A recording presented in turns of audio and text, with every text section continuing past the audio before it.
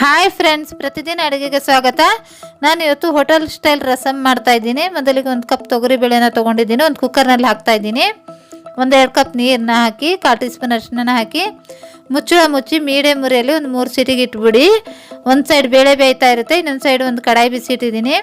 ಉರಿನ full ಕಡಿಮೆ ಇಡಿ. 1-2 tea spoon ಅಷ್ಟು ಧನಿಯಾ ಕಾಳನ್ನ ಹಾಕಿ ಕಲರ್ ಚೇಂಜ್ ಆಗೋವರೆಗೂ ಡ್ರೈ ರೋಸ್ಟ್ ಮಾಡ್ಕೊಳ್ಳಿ. ಈ ಥರ ಕಲರ್ ಚೇಂಜ್ ಆಗಿದೆ, ಇಷ್ಟ ಆದರೆ ಸಾಕು. ಒಂದು ಪ್ಲೇಟ್ನಲ್ಲಿ ತೆಗೆದುಬಿಡಿ.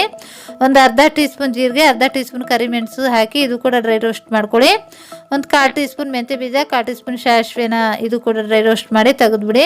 ಒಂದು 7-8 ಒಣಮೆಣಸಿಕಾಯಿ ಹಾಕಿ 1-2 ನಿಮಿಷ ಡ್ರೈ ರೋಸ್ಟ್ ಮಾಡ್ಕೊಳ್ಳಿ. ಇದು ಕೂಡ ತೆಗೆದುಬಿಡಿ. ಒಂದು ಸ್ವಲ್ಪ ಕರಿಬೇವು ಎಲೆನ ಹಾಕಿ 1-2 ನಿಮಿಷ ಡ್ರೈ ರೋಸ್ಟ್ ಮಾಡಿ ಗ್ಯಾಸ್ನ ಆಫ್ ಮಾಡಿಬಿಡಿ. ಈ ಕರಿಬೇವು ಎಲೆನ ಕಡಾಯಲ್ಲೇ ಬಿಟ್ಬಿಡಿ, ಸ್ವಲ್ಪ ಕ್ರಿಸ್ಪಿ ಆಗುತ್ತೆ. ಎಲ್ಲ ಸ್ವಲ್ಪ ಚೆನ್ನಾಗಿ ತಣ್ಣಗಾದ ನಂತರ ಜಾರ್ನಲ್ಲಿ ಹಾಕ್ಕೊಳ್ಳಿ. ಈ ಥರ ಫ್ರೆಶ್ ಆಗಿ ಪೌಡ್ರ್ ಮಾಡಿ ಹಾಕೋದ್ರಿಂದ ಟೇಸ್ಟ್ ಚೆನ್ನಾಗಿ ಬರುತ್ತೆ. ನೈಸಾಗಿ ಪೌಡ್ರ್ ಮಾಡ್ಕೊಳ್ಳಿ.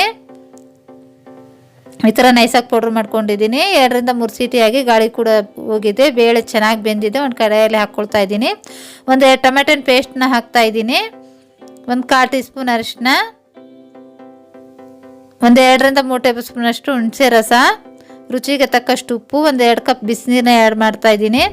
ನಾವು ಮಸಾಲೆನ ಪೌಡ್ರ್ ಮಾಡ್ಕೊಂಡಿದ್ವಲ್ವ ಅದನ್ನ ಹಾಕಿ ಚೆನ್ನಾಗಿ ಮಿಕ್ಸ್ ಮಾಡಿ 5-6 ನಿಮಿಷ ಬೇಯಿಸಿ. 5-6 ನಿಮಿಷ ಚೆನ್ನಾಗಿ ಬೇಯಿಸಿದ ನಂತರ 1-2 ಟೇಬಲ್ ಸ್ಪೂನ್ ಅಷ್ಟು ಫ್ರೆಶ್ ತೆಂಗಿನಕಾಯಿ ತುರಿನ ಹಾಕಿ ಒಂದು ಸ್ವಲ್ಪ ಬೆಲ್ಲನ ಹಾಕಿ 1-2 ನಿಮಿಷ ಬೇಯಿಸಿ ಗ್ಯಾಸ್ನ ಆಫ್ ಮಾಡಿಬಿಡಿ.